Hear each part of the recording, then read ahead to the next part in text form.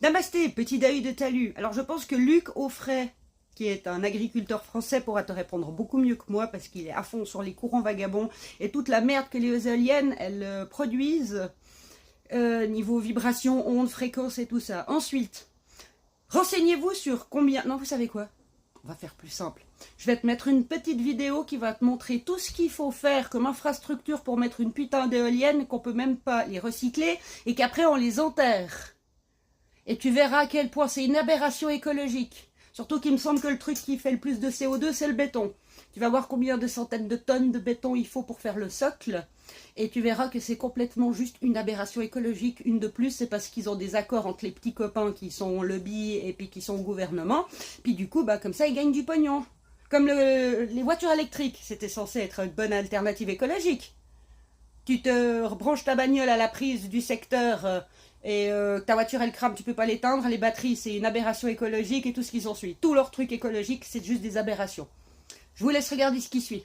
Namasté. Et Luc Auffray pourra te répondre. Va regarder ces vidéos, je le tag en bas de cette publication. Namasté les petits Dahus.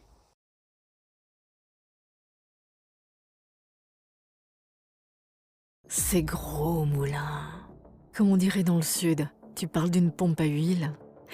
Une éolienne contient de 3 à 800 litres d'huile. De l'huile minérale ou synthétique non biodégradable, à changer tous les 3-5 ans. En cas de fuite, aucune alerte publique, aucun système de récupération, aucun contrôle indépendant. Ce serait trop facile. Les turbines en fin de vie finissent à la sortie de la ville, dans une décharge à ciel ouvert. C'est trop cher et compliqué à recycler. Environ 4000 carcasses s'entassent depuis des années, sur une surface qui équivaut à 23 terrains de football, américains bien sûr. Ce qui en fait l'un des plus grands cimetières d'éoliennes au monde. Elles vont avoir des pales de 140 mètres de long, elles vont mesurer 320 mètres de long. Donc en fait, c'est un projet faussement écologique. Pour protester contre l'implantation d'éoliennes en mer, plusieurs mobilisations ont lieu aujourd'hui, samedi 28 juin, sur la côte normande et sur la côte bretonne. Imaginez 13 tours Eiffel au large d'ici, au large de Belle-Île, sachant qu'à Belle-Île, elles seront qu'à 19 km de la côte sauvage. 320 mètres de hauteur, c'est monstrueux. Quelques kilos d'explosifs pour faire tomber tout un mât.